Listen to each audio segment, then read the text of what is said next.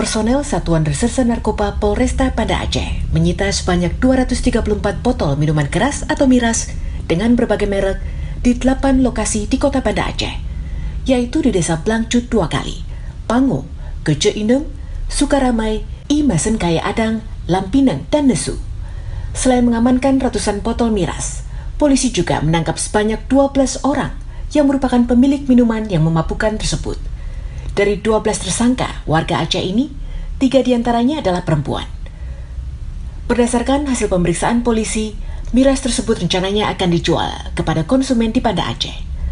Kasat Narkoba Polresta Banda Aceh, AKP Ferdian Chandra, dalam konversi pers di Polresta Banda Aceh, Selasa 21 Maret mengatakan, pengungkapan kasus perdagangan minuman yang dilarang di Tanah Rencong ini dilakukan sejak tanggal 14 Maret lalu.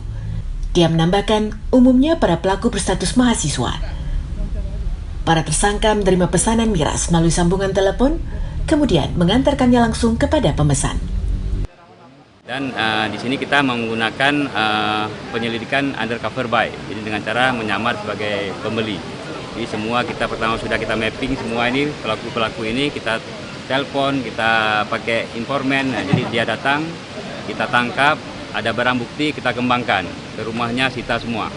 Jadi alhamdulillah kita memperoleh 8 TKP, ya, jadi ada 8 kejadian sejak tanggal 14 Maret 2023. Jumlah pelakunya 12 orang, 9 laki-laki dan 3 wanita.